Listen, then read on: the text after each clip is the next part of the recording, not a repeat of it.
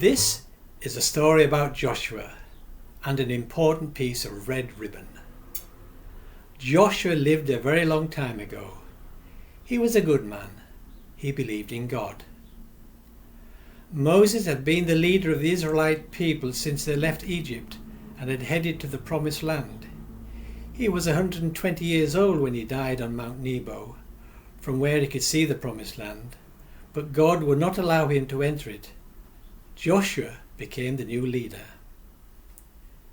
Because he had been chosen by God and blessed by Moses, the people respected Joshua.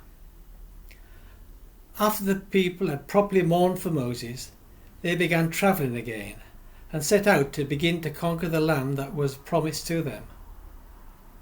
"Okay, Joshua," said God. "The time is right. You can set out now and conquer the Promised Land. Be strong, be courageous. I am God. Believe in me." Joshua set out towards the Promised Land, and the people followed him. Ordinary people and fighting men and priests and children and livestock. They all began to move into the Promised Land. By now the reputation of the Israelites was known to the people already living in the Promised Land. The Israelites already seen some miraculous signs of God's presence with them, and the other peoples had heard about them and were worried. Very worried. Joshua sent some spies on ahead of him to find out more. They got to the city of Jericho, but the king of Jericho somehow found out about the spies and sent his men to look for them, so they quickly entered the house to hide. "Who are you?" asked the woman Rahab, who lived there. "Whose side are you on?" they replied. "You're the Israelite spies the authorities are looking for, aren't you?" said Rahab. "Don't worry. I believe you Israelites will win any battles with us, and I'm willing to help you if you'll promise my safety." "We'll do what we can," said the spies, "but you must keep us a secret. Help us to escape, and we will help you to escape in time. Tie a red ribbon in the window so we know not to attack you or your family when our army returns. But if the authorities find out about us, we cannot save you." "I shall do it," said Rahab. "Now come up to the roof. You can escape over the city wall and run out to the hills. But stay there for a while, because the authorities will surely be searching for you." When the king's men called at the house and asked about the spies, Rahab told the men that the spies had fled when the city gates were closed at night, and when they left, she tied a red ribbon in the window. After 3 days hiding out in the hills, the spies returned to Joshua. "A woman called Rahab hid us and helped us to escape, but despite their thick city walls, the people of Jericho are afraid of us," they told him. "That's good," said Joshua. "We need to attack very soon," and they set out towards the walled city. As they got closer, a man confronted Joshua, a stranger, and he had a drawn sword in front of him. So Joshua asked him, "Friend or foe?" "Neither," replied the stranger. "I am the commander of the army of the Lord." Immediately Joshua showed reverence and bowed down to the stranger, his face to the ground. "Do you have a message for me?" Joshua asked. "You need to remove your sandals, because this ground is holy," was his reply. "Then I will tell you how you will take the city." Everyone knew that the city walls of Jericho were solid, and that big gates could be closed and barred and made very secure, so that the city became a fortress. "And the city will be yours," said God, "if you follow my instructions," and proceeded to tell Joshua what specific and non-military things he would need to do. After listening to God, Joshua called to his priests, because they needed to be involved. They were to carry the Ark of the Covenant, a very special and holy chest or box, which contained the tablets of stone on which were written the 10 Commandments that had been given to Moses. the decorative box and other holy objects in it, and symbolized the presence of God, and was carried by the priest wherever the people went.